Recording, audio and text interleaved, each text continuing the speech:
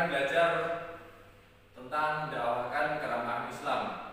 Jadi mengapa sih Islam harus didakwahkan? Kan Islam sudah besar. Ya karena dalam Al-Quran juga disebutkan dalam Quran surat An-Nahl yang nanti akan kita pelajari, dalam Al-Quran telah disebutkan bahwa setiap muslim diwajibkan untuk berdakwah. Oke? Belajar apa kita hari ini? Kita akan belajar yang pertama adalah tentang kewajiban berdakwah, yang nantinya kita akan mengulas sedikit dari surat An-Nahl ayat 25. Kemudian kita juga akan belajar tentang fase dakwah secara sembunyi-sembunyi, yang mana Rasulullah pada awal penyebaran Islam menggunakan metode dakwah secara sembunyi-sembunyi dalam surah Asy-Syu'ara ayat 211 sampai 216. Yang ketiga, kita akan belajar tentang fase dakwah secara terang-terangan. Setelah Rasulullah berdakwah secara sembunyi-sembunyi, maka turun perintah dari Allah untuk berdakwah secara terang-terangan. Kemudian dalam yang keempat, kita akan belajar tentang hadis riwayat Muslim dari Abu Hurairah tentang keutamaan berdakwah. Oke, langsung saja yang pertama. Kita akan belajar tentang kewajiban berdakwah sebagaimana yang telah Bapak sebutkan tadi, bahwa setiap muslim diwajibkan oleh Allah untuk berdakwah. Kenapa? Karena memang untuk menjaga eksistensi umat muslim agar tetap eksis dari zaman Rasulullah hingga nanti hari kiamat. Ya, dalam surat An-Nahl ini Bapak akan membacakan terlebih dahulu, kemudian nanti kita membaca bersama-sama ya. Bismillahirrahmanirrahim. Ud'u ila sabili rabbika bil hikmati wal mau'izatil hasanah wajadilhum billati hiya ahsan inna rabbaka huwa a'lamu biman dhalla 'an sabilihi wa huwa a'lamu bil muhtadin. Yuk kita baca bersama-sama. Bismillahirrahmanirrahim. Ud'u ila sabili rabbika bil hikmati wal mau'izatil hasanah wajadilhum billati hiya ahsan inna rabbaka huwa a'lamu biman dhalla 'an sabilihi wa huwa a'lamu bil muhtadin. Shadaqallahul 'azim. Yang artinya, Bapak Fik bisa dibacakan? Kelihatan? Oh, ya. Mbak Niken bisa dibaca? Saya aja Pak yang baca.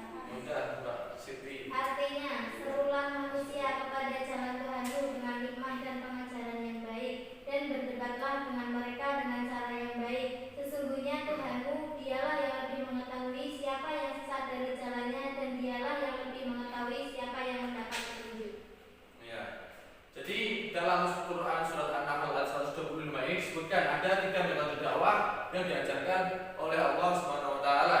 Yang dimana yang pertama adalah al-hikmah atau kebijaksanaan. Jadi dalam mendakwahkan Islam harus dengan kebijaksanaan, karena sejatinya Islam itu adalah agama yang ramah, bukan marah. Agama yang mengajak, bukan mengejek. Jadi kita sebagai umat muslim harus bisa mendakwahkan Islam dengan santun dan juga dengan kebijaksanaan. Dan kemudian yang kedua ada al-mau'izah al-hasanah. Kan kita sering ya di pengajian kita dengar mau'izah hasanah hari ini akan disampaikan oleh Ustazah Rafiq Azizah. Kemudian Masya Allah. mau'izah hasanah yang akan disampaikan oleh Bunyai Siti Khairia. Masya Allah. Jadi mau'izah hasanah ini merupakan satu metode dakwah yang diajarkan oleh Allah, yang disampaikan atau nasihat dengan cara yang baik. Nah, makanya ketika ada pengajian pasti ada mau'izah hasanah, di mana ada satu orang yang menyampaikan dengan cara yang baik tentunya. Kemudian yang ketiga ada al-mujadalah atau perdebatan dengan cara yang baik dan saling menghormati. Sudah sepatutnya dalam beragama pasti banyak golongan, banyak perbedaan pemahaman ya. Jadi dalam menanggapi hal tersebut kita juga diperbolehkan untuk berdebat, namun perdebatan juga harus dilakukan dengan cara yang baik agar tidak timbul perkelahian, kemudian timbul percekcokan, pertengkaran antara sesama umat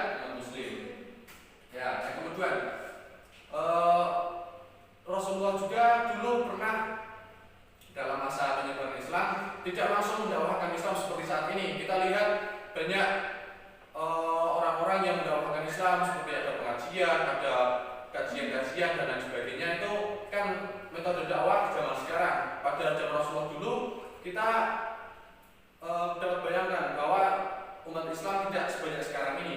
Jadi dalam Al-Quran surah Asy-Syu'ara ini dijelaskan bahwasanya pada awal mula diturunkannya Al-Quran, pada awal mula Rasulullah diutus sebagai Rasulullah diperintah untuk memulai dakwah di lingkup keluarganya terlebih dahulu, sehingga nanti akan menyebar dan kemudian menyebar akan lebih luas lagi.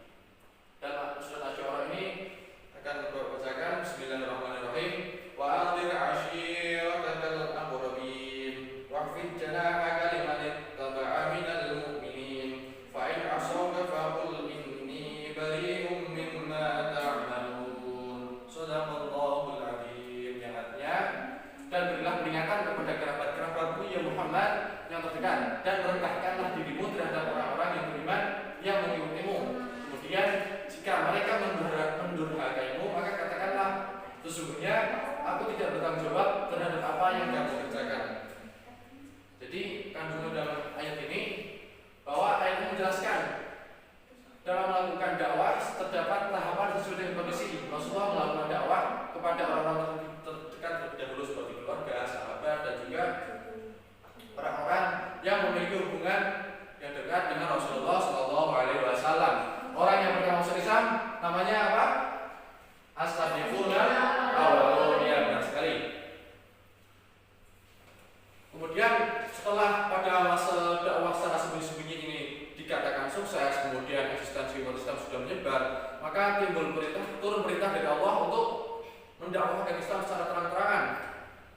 Sebagaimana dalam surat Al-Hijr bisa kalian baca di buku paket, yang artinya maka sampaikanlah olehmu secara terang-terangan segala apa yang diperintahkan kepadamu dan berpalinglah dari orang-orang yang musyrik. Sesungguhnya kami memelihara kamu daripada kejahatan orang-orang yang memperolok-olok kamu, yaitu orang-orang yang menganggap adanya Tuhan yang lain di samping Allah, maka mereka kelak akan mengetahui akibat-akibatnya. Oke. Jadi sebagaimana yang telah Bapak sebutkan tadi, setelah bertahun-tahun Rasulullah berdakwah secara sembunyi-sembunyi, kemudian setelah umat Islam dirasa sudah mencukupi untuk mendakwahkan secara terang-terangan, maka turun perintah dari Allah untuk berdakwah secara terang-terangan. Oke, terkait dengan dakwah ada satu hadis yang diriwayatkan oleh Imam Muslim dari Abu Hurairah radhiyallahu anhu tentang keutamaan berdakwah. Yang artinya bisa dibacakan lagi Mbak Siti Faiyah. Ya, yang lain sebelumnya. Artinya siapa saja yang mengajak kepada petunjuk kebenaran, maka tentunya pahala kebaikan seperti pahala orang yang mengikuti, dan itu tidak mengurangi sedikit pun pahala mereka yang mengikutinya. Dan siapa saja yang mengajak kepada kesesatan, keburukan, baginya menanggung dosanya seperti dosa orang yang mengikutinya. Itu tidak mengurangi sedikit pun dan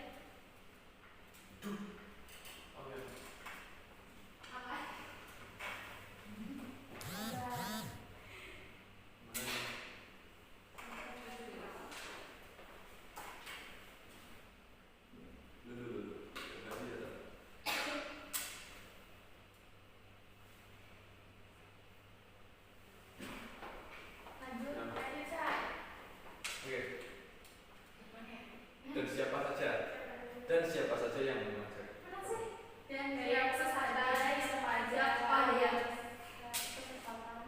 dan siapa saja yang mengajak kepada kesesatan, keburukan, baginya menanggung dosanya seperti dosa orang yang mengikutinya. Itu tidak mengurangi sedikit pun dari dosa yang mereka mengikutinya. Jadi riwayat Muslim. Oke, terima kasih Pak Sabita.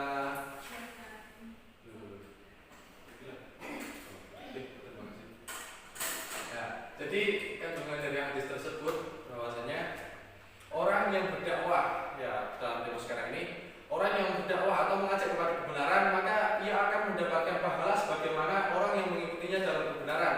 Misalkan Mbak Wafik mengajak Mbak Niken untuk bersedekah, maka Mbak Wafik akan mendapatkan pahala sedekahnya sendiri dan juga mendapatkan pahala sedekah dari Mbak Niken tanpa mengurangi mengurangi sedikit pun pahala dibandingkan. Jadi mendapatkan 2 pahala. Ya, begitupun sebaliknya. Misalkan jangan di sini ya, keburukan jangan dicontohkan. Ada seorang yang mengajak kepada keburukan, misalnya mengajak ini pengalaman ini. Ada seseorang si A misalkan mengajak mokah dosa ini, mengajak si B untuk mokah, maka dosanya si A itu ia mendapatkan 2 dosa, dosanya dia sendiri mokah, kemudian mendapatkan dosa dari si B juga yang ikut mokah karena diajak oleh si A. Jadi kita harus berhati-hati dalam mengajak orang. Usahakan kita bisa mengajak orang lain dalam kebaikan sehingga kita dapat mendapatkan 2 kebaikan. Oke. Pak, kalau misalnya kan tadi si yang ngajak ini dapat dosa ya, terus yang diajak itu dapat dosa juga. Iya, tetap mendapatkan dosa juga karena kan kita tidak boleh tolong menolong ataupun bekerja sama dalam keburukan. Begitupun dalam berbuat dosa juga kita harus berhati-hati, harus berusaha untuk menghindarinya. Oke. Nah, mengenai materi tadi, silakan bentuk 2 kelompok. Bapak akan berikan tugas, diskusikan untuk masing-masing kelompok. Kita yang kelompok pertama, coba tentukan 3 metode dakwah yang telah disebutkan di dalam Al-Quran dan sebutkan surat apa. Kemudian yang kelompok kedua, sebutkan balasan orang yang berbuat baik sesuai dengan kandungan hadis riwayat Muslim yang diriwayatkan dari Abu Hurairah radhiyallahu anhu. Waktunya 10 menit cukup ya? Cukup. Oke.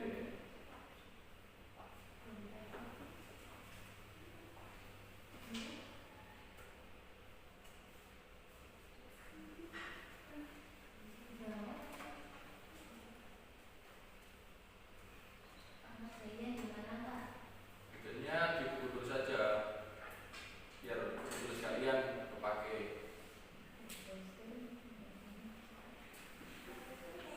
Dipresentasi enggak, Pak? Ya disebutkan di situ aja di kursi kalian masing-masing. Sudah selesai belum?